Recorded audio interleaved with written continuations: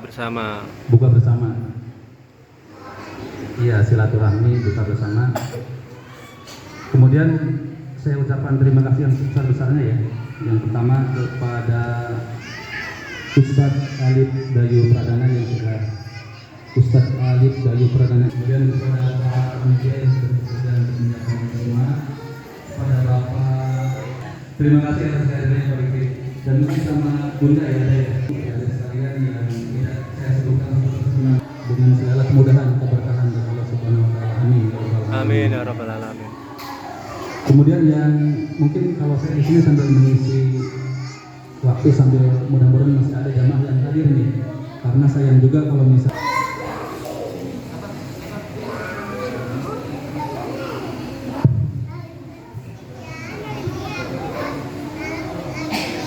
Assalamualaikum warahmatullahi wabarakatuh. Waalaikumsalam warahmatullahi wabarakatuh.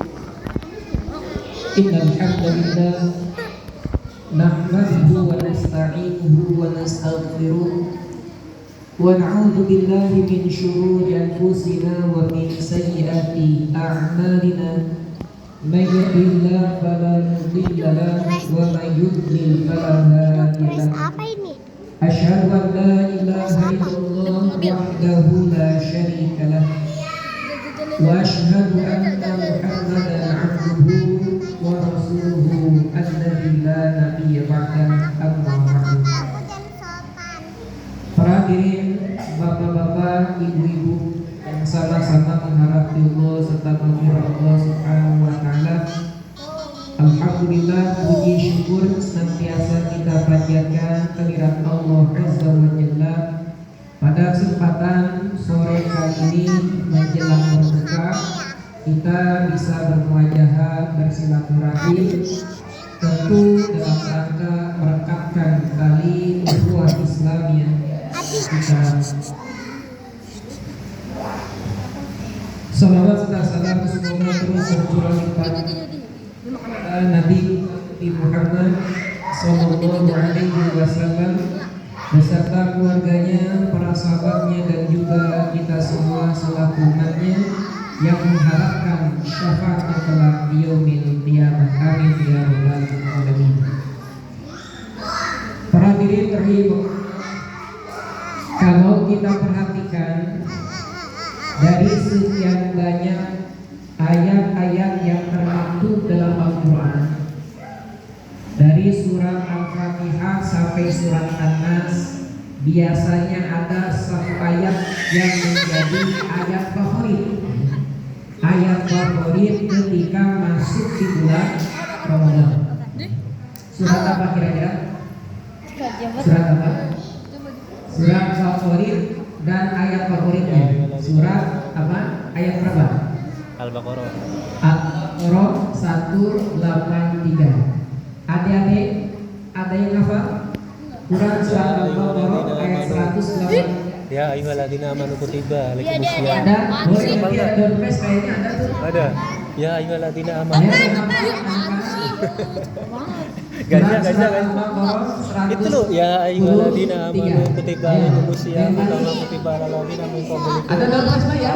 Tatakun ya itu. Masih ada? Oh, masih ada dompet buat anak-anak. Bukan bapak-bapak. Ya ayyuhalladzina amanu kutiba alaikumusiyam kama kutiba Ayo, alal ladzina min kesempatan. qablikum. Dapat duit, dapat motor listrik. Ayo, 10 detik. Al-Baqarah 183. Ya ayyuhalladzina Yang amanu. dimulai dengan ya ayyuhalladzina amanu. Tangannya mau angkat ini. Ada yang berani? Dua, ayo. Ini. Tiga. Dompetnya nanti angus nih. Ayo lepas ya. Ayo. Empat. Ayo satu. Ayo buru. Ayo maju. Ayo, ya maju berdua. Ayo boleh dibaca surat Al-Baqarah ayat 183. Bismillah dulu. Ayo, tangan dulu. A'udzu billah. Auzubillahiminasyaitonirrajim. Bismillahirrahmanirrahim. Ya. Ya ayyuhallazina amanu kutiba alaikumusiyam. Apa? Kutiba alaikum. Kumus. Lagi udah diulang. Ulang sekali. Ulangi sekali.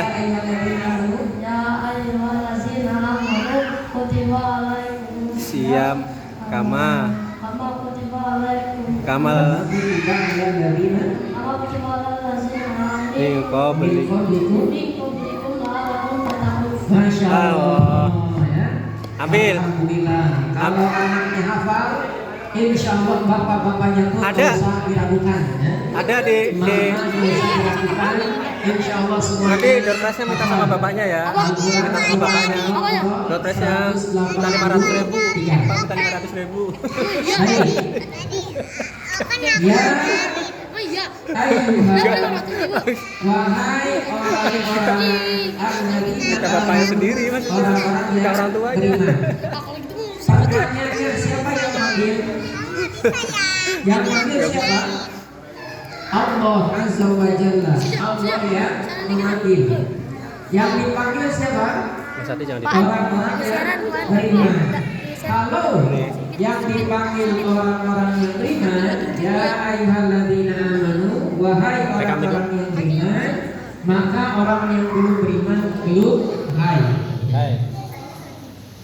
Kalau dalam bahasa Arab, ini disebut ya, disebut dengan harfun nida. Huruf yang digunakan untuk memanggil. Orang ketika dipanggil, responnya sama atau beda? Sama atau beda? Beda. Setiap orang ketika dipanggil, responnya berbeda. Harusnya kasih door. Satu, ada orang yang ketika dipanggil, dia responnya cepat. Gak pakai lama, kata anak muda kan, GPL. Gak pakai lama, langsung cepat. Siapa kira-kira? Seorang jenderal manggil kolonel. Itu pasti cepat tuh. Prajurit dipanggil oleh jenderal. Kenapa? Karena merasa dirinya bawahan, yang manggil adalah atasan. Maka kolonel tadi akan segera untuk merespon panggilan dari sang jenderal. Satu, ada yang responnya cepat, ada yang responnya lama, loading, dipanggil nyaut, cuma bentar, lama responnya. Kira-kira siapa yang dipanggil oleh kita tetapi responnya lama? Siapa? Anak-anak biasanya. Anak kita panggil Pak, kasih main gadget. Ya. Kak sini, kakak sini. Kira-kira cepat responnya atau bentar dulu? Tar dulu, mah tanggung. Tar dulu Bi. Nah, kenapa? Lagi asik main gadget, lagi asik main Mobile Legends dan lain sebagainya. Ketika dipanggil oleh orang tua, responnya lama. Baru setengah jam, baru sejam langsung ngerespon. Nah ini anak-anak. Pertanyaannya, kenapa sih anak-anak ketika kita panggil oleh orang tua responnya lama? Ada yang tahu kira-kira? Kenapa? Kenapa anak-anak kita kalau kita panggil itu responnya lama, nyautnya lama? Kenapa kira-kira? Dek, kalau dipanggil lama kenapa Dek? Ada yang kenapa kalau dipanggil ayah bunda suka lama? Nih, kenapa lama? Karena seorang anak dia tahu kalau emak dan juga bapaknya manggil pasti nyuruh. Betul Pak? Ibu betul Bu? Kalau manggil anak pasti nyuruh. Bahkan kebanyakan nyuruh kan gitu. Dek ini garam habis, tolong keluarin beliin garam. Nah kan gitu. Bapaknya dek beliin kopi kan gitu. Maka seorang anak kenapa responnya lama ketika dipanggil oleh orang tua? Karena dalam benak pikiran sang anak, orang tua manggil pasti nyuruh. Dan nyuruhnya gak ada ongkos jalannya. Nah itu tambah lama lagi tuh ya. Pasti sudah nyuruh, capek, gak ada ongkos jalannya, malah diomelin kan gitu. Nah ini yang membuat seorang anak dia responnya agak lama. Nah, bisa jadi ya, bisa jadi sebagai introspeksi diri kita sebagai orang tua. Kamu nonton lagu lain? Maka kalau mau respon dari anak ini cepat, bagaimana Pak cara-caranya kira-kira? Kasih duit. Kali-kali ya, kali-kali panggil anak itu kasih uang jajan, kasih makanan, kasih minuman, sering-sering deh. Insya Allah itu gak akan lama. Kenapa? Karena sudah terbentuk mindset anak ketika bapaknya manggil pasti ngasih duit. Kalau dikasih duit, ingin sekarang deh. Ada yang kalau dikasih duit sama bapak, ingin sekarang.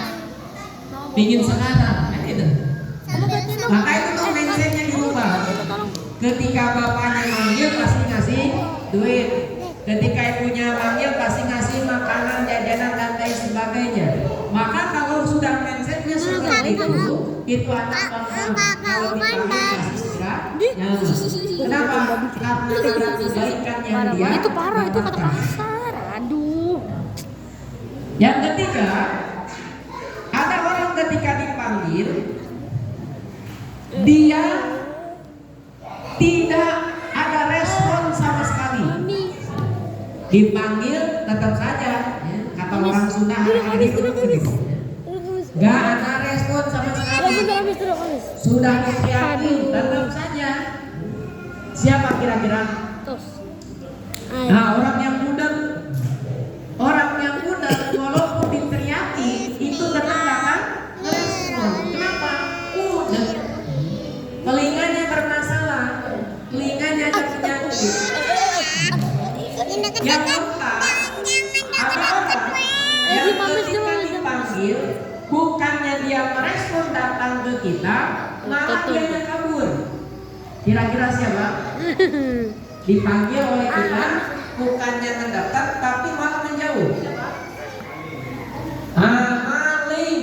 Coba bapak ada maling kita sapa kan itu maling sini. Nah, insya Allah itu kabur. Jangan diapa-apain Amis. Semakin teriaknya kencang, semakin kencang juga dia kabur.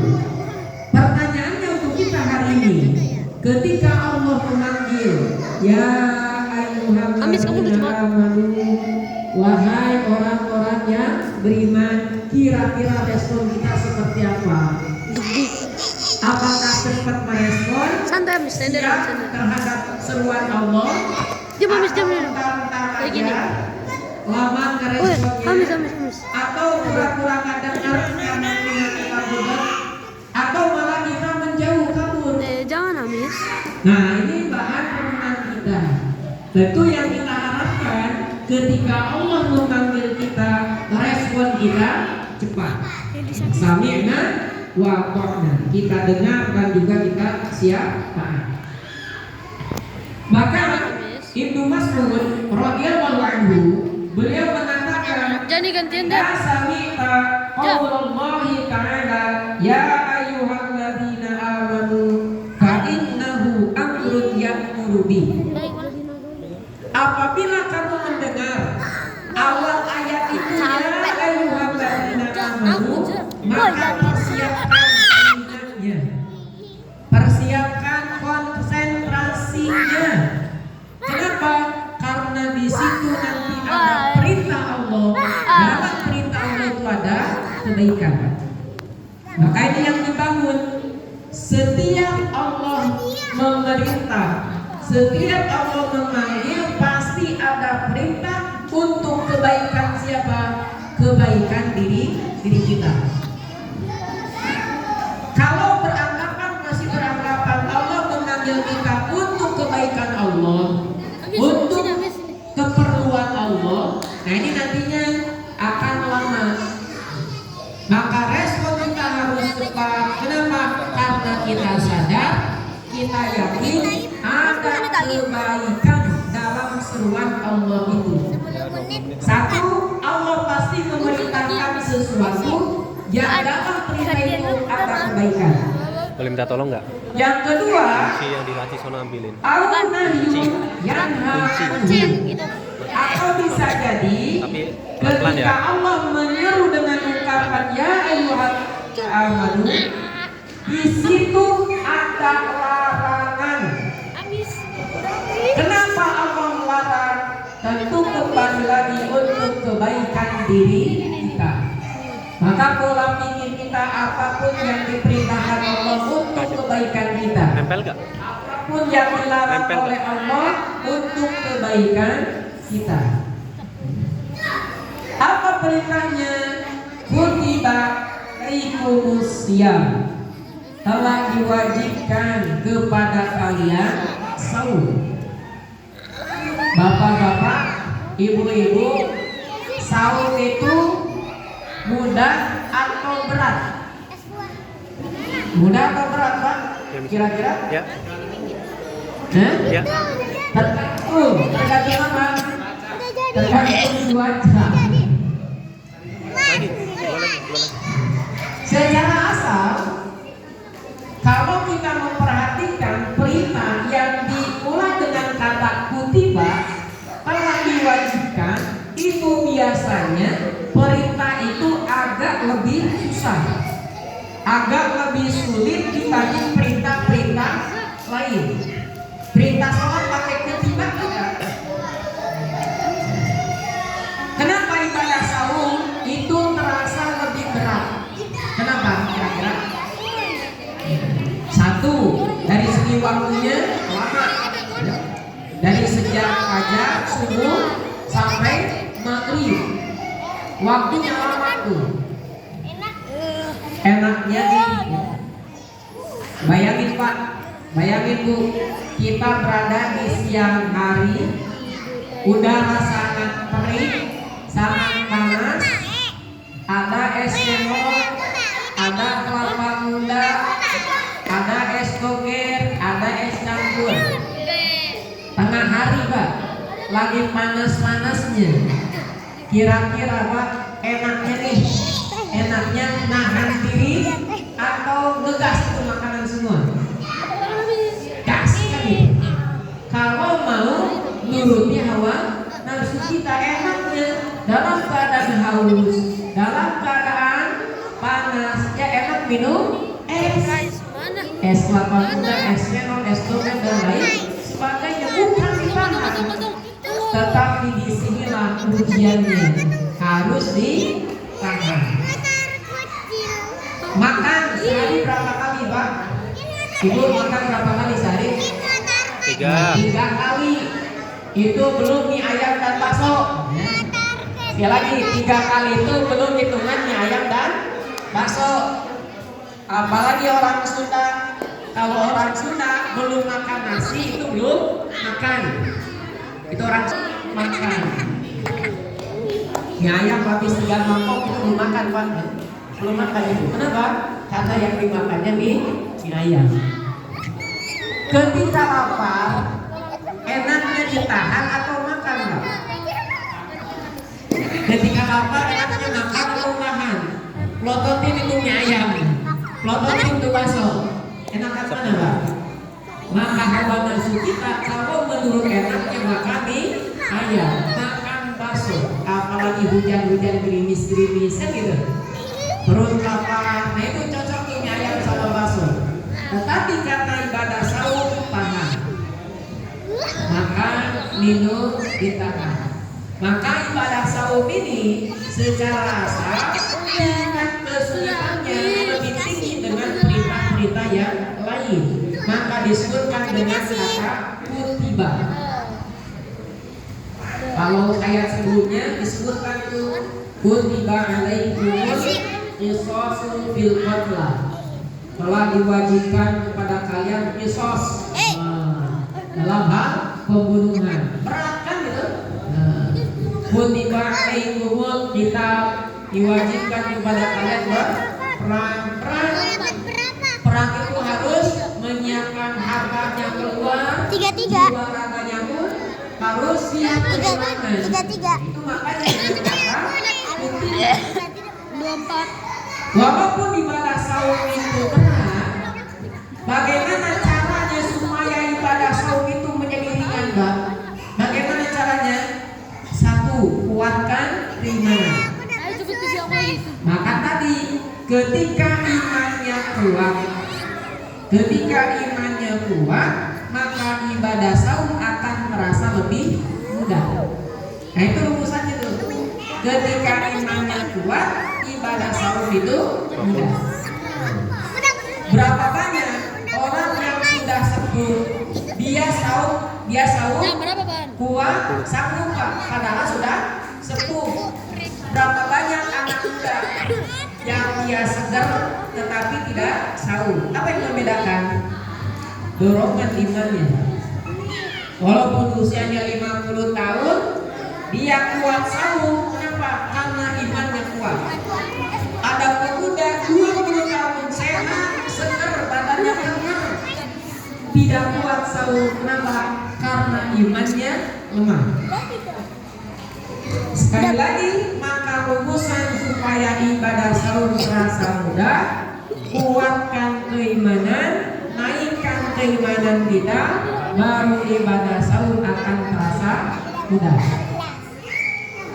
Yang kedua, bagaimana caranya supaya ibadah saum ini terasa lebih mudah ketika kita dijalani.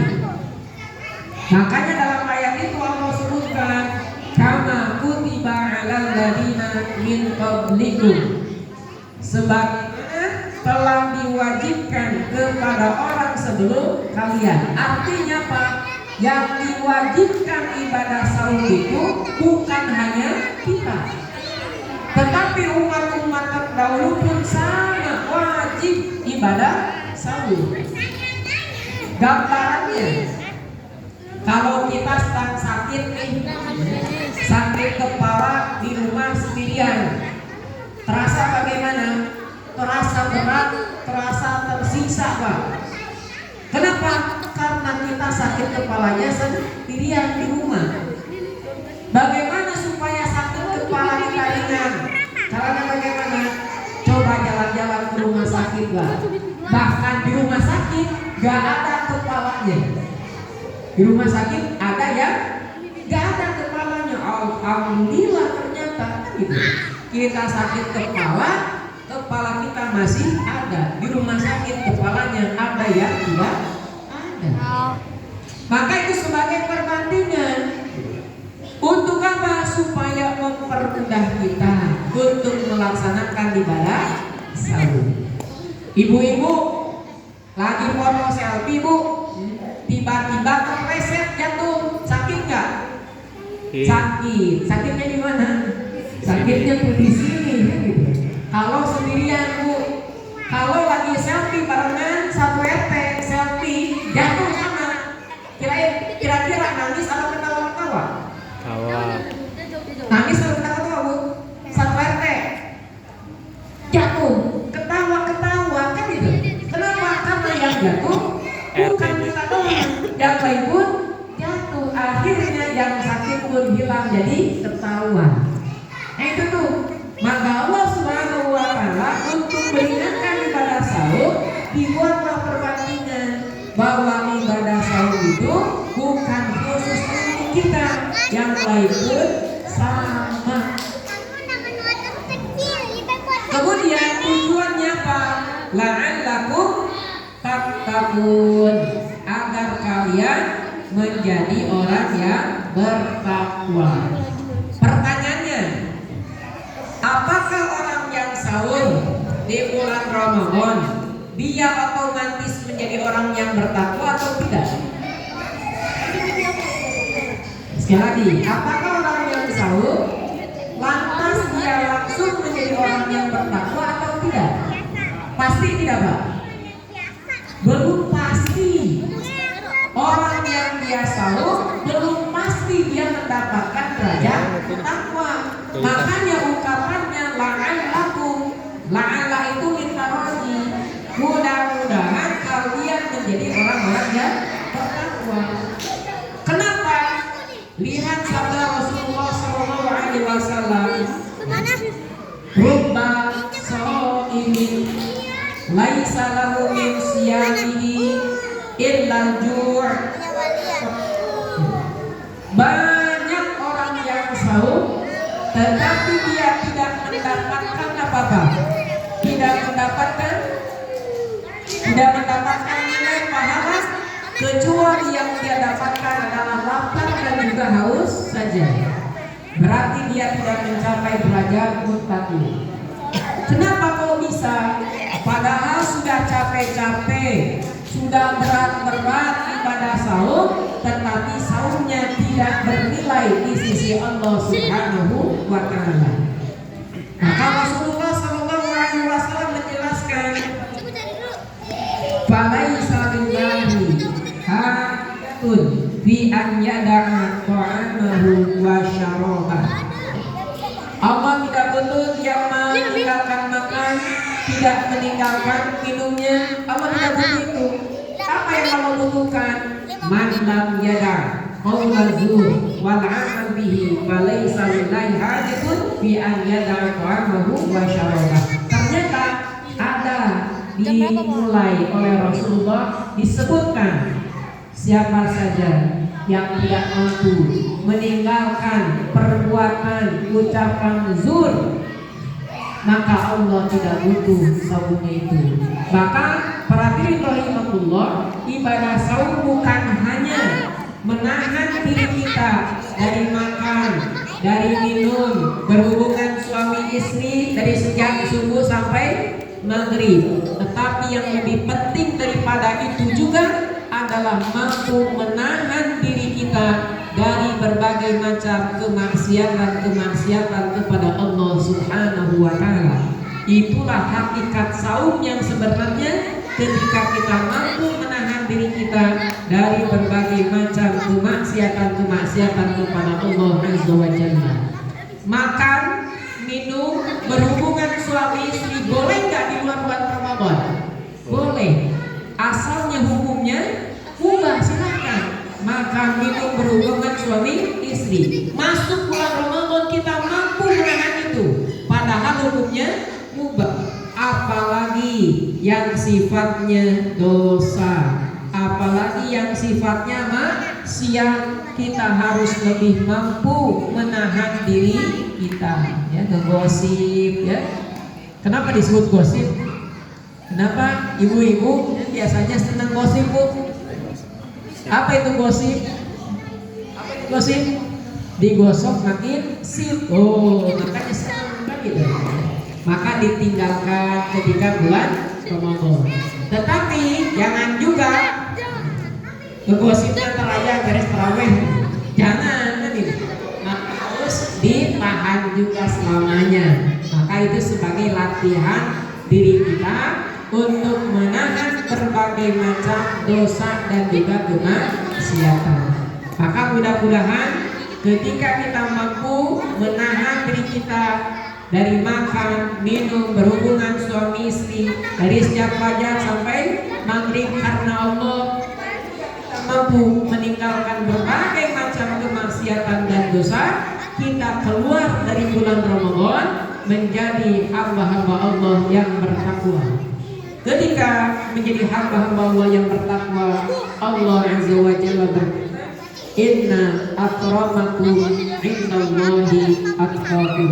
Sesungguhnya yang paling mulia di antara kalian menurut Allah Subhanahu wa Ta'ala adalah orang yang bertakwa di antara kalian semua. Mudah-mudahan kita semua menjadi hamba-hamba Allah yang bertakwa, yang siap menjalankan segala titah dan perintah Allah, dan juga kita siap menjauhi segala larangan-larangan Allah dan juga Rasulnya.